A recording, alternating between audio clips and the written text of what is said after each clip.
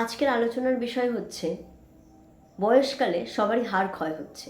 তাহলে হাড় ক্ষয় কেন হচ্ছে, হাড়ের ক্ষয় রুখবেন কিভাবে, অস্টিওপোরোসিস রোগীরা কি খাওয়া দাওয়া করবেন, কি খেলে ক্যালসিয়াম কমে যায় শরীর থেকে, আজকে এই সব কিছু নিয়ে আলোচনা করব। যারা আমার চ্যানেলের প্রথম ভিডিওটা ভালো লাগলে অবশ্যই চ্যানেলটা সাবস্ক্রাইব করবেন। এই চ্যানেলে নানা রকমের রোগ সম্পর্কে আলোচনা করা হয়। আমাদের শরীরে যে হাড়গুলো রয়েছে তার মধ্যে থাকছে কি ক্যালসিয়াম, ভিটামিন ডি, এগুলো থাকছে। এগুলো কি করছে না, হাড়ের বৃদ্ধি, হাড়কে যত্ন করছে, হাড়কে মজবুত করে তুলছে, হাড়কে শক্ত করে তুলছে। তাহলে হাড়ের জন্য কি দরকার? ভিটামিন ডি আর ক্যালসিয়াম। বিশেষ করে মহিলাদের অস্টিওপোরোসিস রোগটা হয়। অস্টিওপোরোসিস হচ্ছে হাড় দুর্বল হয়ে যাওয়া, হাড় ক্ষয়ে যাওয়া, এবং তার জন্য কি হচ্ছে, যে কোনোভাবে একটু পড়ে গেলেই হাড় ভেঙে যাচ্ছে, হাড়ের জয়েন্ট মুভমেন্টটা খারাপ হয়ে যাচ্ছে, জয়েন্ট ডিসলোকেশন হয়ে যাচ্ছে।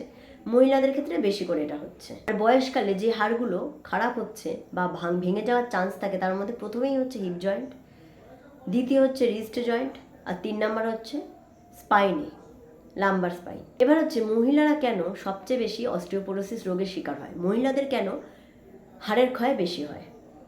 তার কারণ হচ্ছে মাসিকের পর, মানে মাসিক বন্ধ হয়ে যাওয়ার পর যে সময়টাকে আমরা মেনোপজ বলি, ইস্ট্রোজেন লেভেলটা হুট করে কমে যায়, এবং ইস্ট্রোজেন কমে যাওয়ার ফলে এটা একটা হরমোনাল চেঞ্জ হচ্ছে, এর ফলে হাড়ের ক্ষয় হচ্ছে, এর ফলে ক্যালসিয়ামের অ্যাবজর্পশন কমে যাচ্ছে, শরীরে ক্যালসিয়ামের পরিমাণ কমে যাচ্ছে, হাড়ের ক্ষয় হচ্ছে, হাড় ভেঙে যাওয়ার সম্ভাবনা তৈরি হচ্ছে। এই হাড় ভেঙে যাওয়া অত্যন্ত কষ্টদায়ক।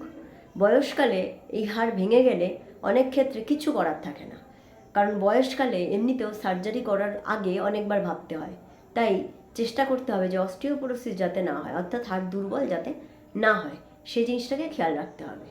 কেন অস্টিওপোরোসিস হচ্ছে, হাড় ক্ষয়ে যাচ্ছে কেন? প্রথম কথা হচ্ছে, যেটা বললাম, হরমোনাল প্রবলেম, যেটা মহিলাদের ক্ষেত্রে হচ্ছে, যেটা ইস্ট্রোজেন লেভেল কমে যাচ্ছে মহিলাদের, যার জন্য ক্যালসিয়ামের অ্যাবজর্পশন কমে যাচ্ছে, শরীরে ক্যালসিয়ামের পরিমাণ কমে যাচ্ছে। মাসিক বন্ধ হওয়ার পর ক্যালসিয়ামের পরিমাণ হুট করে একদম কমে যায়, সেজন্য এই টাইমটা প্রচণ্ড বেশি রিস্ক থাকে হাড় ভেঙে যাওয়ার বা হাড় দুর্বল হয়ে যাওয়ার। অনেক ইয়ং পেশেন্টদেরও অস্টিওপোরোসিস হয়ে থাকে। কেন না, হয়তো তারা ছোটোবেলায় কোনো আঘাত পেয়েছিল বা কোনো একটা খারাপভাবে ট্রমা হয়েছিল, কোনো অ্যাক্সিডেন্ট হয়েছিল, যার জন্য হাড় নড়ে গিয়েছিল, জয়েন্টটা নড়ে গেছিলো। এছাড়া যারা মোটা, ওবেস, তাদের ক্ষেত্রে এই সমস্যাটা বেশি। আর একটা হচ্ছে আনহেলদি লাইফস্টাইল, উল্টোপাল্টা খাওয়া দাওয়া, একদমই অ্যাক্টিভিটি না থাকা, ঘরে বসে থাকা, এগুলো এই অস্টিওপোরোসিসের একটা বড় কারণ। এবার আসছি এই ভিডিওর সবথেকে মেন টপিকে, যে কি করতে হবে, হাড় ক্ষয় রুখতে কি করব, কি খাওয়া দাওয়া আছে।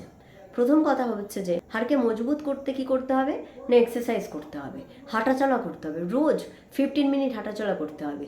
এতে আপনার হাড় যেমন মজবুত হবে, আপনার মাসেল তেমন মজবুত হবে। এবার নেক্সট আসবো খাওয়া দাওয়ায়। খাওয়া দাওয়ার একটা বিরাট রোল। হাড়ের দুর্বলতা ঠিক করতে খাওয়া দাওয়া আপনাকে অনেকভাবে উপকার করতে পারেন। প্রথমেই হচ্ছে প্রতিদিন খাবারের মধ্যে দুধ জাতীয় খাবার রাখুন। যাদের দুধে প্রবলেম আছে তারা দুধের বদলে টক দই রাখুন। বয়স 40-এর পর প্রত্যেক দিন খাবারে নয় দুধ রাখুন, নয় দুধে যাদের সমস্যা তারা টক দই রাখুন। এতে সবথেকে বেশি ক্যালসিয়াম রয়েছে। এছাড়া সকালের খাবারে ছানা রাখতে পারেন, সবজি, নানা রকমের সবুজ শাকসবজি রাখুন, মাশরুম রাখুন, চিকেন, ডিম, প্রত্যেকটা জিনিসে ক্যালসিয়াম আছে। প্রতিদিন খাবারের মধ্যে ডিম, যে কোনো একটা শাকসবজি, সবথেকে ভালো হয় যদি সেদ্ধ করা শাকসবজি খেতে পারেন। এর মধ্যে বিশেষ করে উপযোগী হচ্ছে ব্রোকলি আর হচ্ছে পালং শাক। এগুলো মাছের মধ্যে যে কোনো ছোটো মাছ খুব ভালো উপকারী দেয়, কিন্তু তার মধ্যেও টুনা মাছ সবথেকে ভালো ক্যালসিয়ামের যোগান দেয়। এদের মধ্যে যে ছোট ছোট হাড় বা কাঁটাগুলো রয়েছে, সেগুলোতে প্রচুর ভরপুর পরিমাণে ক্যালসিয়াম আছে, যা আপনার শরীরের ক্যালসিয়ামের ঘাটতি মেটাতে খুব উপকার দেবে। এছাড়া কড লিভার অয়েল বা যে কোনো মাছের তেল যাকে বলে, সেই মাছের তেলটা খেতে পারেন। ট্যাবলেটের মধ্যে কড লিভার অয়েল আছে, সেটা খেতে পারেন। ভিটামিন ডি সাপ্লিমেন্ট এর সাথে নিতে হবে, ক্যালসিয়ামের সাথে সাথে ভিটামিন ডিও এই খাবারগুলো থেকে পাবেন। তবে সবচেয়ে ভালো হয় সূর্যের আলোতে ভিটামিন ডি সব থেকে ভালো পাওয়া যায়। আর যাদের অনেক বেশি ভিটামিন ডির লেভেল কম আছে, তারা ভিটামিন ডি ক্যাপসুল পাওয়া যায়, সেটা সপ্তাহে একটা করে খেতে পারেন। বয়স 40-এর পর এই ক্যালসিয়াম আর ভিটামিন D3 এটা অবশ্যই খাবারে যোগান দিতে হবে। অবশ্যই ভিটামিন ডি লেভেলটা টেস্ট করতে হবে। যদি ভিটামিন ডি লেভেল কম থাকে তাহলে দেরি না করে ভিটামিন ডি ক্যাপসুল আছে, সেই ক্যাপসুল স্টার্ট করে দিতে হবে খাওয়া। 4 থেকে 6 মাস সপ্তাহে একটা করে এই ট্যাবলেট খাওয়া হয়ে থাকে। এবার বলবো কি খাবেন না, কি খাবার খেলে ক্যালসিয়াম শরীর থেকে কমে যায়, ক্যালসিয়ামের অ্যাবজর্পশন কমে যায়। প্রথম কথা হচ্ছে ঘন ঘন গ্যাসের ওষুধ খাওয়া যাবে না। খেয়াল করে দেখবেন বয়স্ক লোকেরা প্রতিদিন একটা করে গ্যাসের ওষুধ খায়।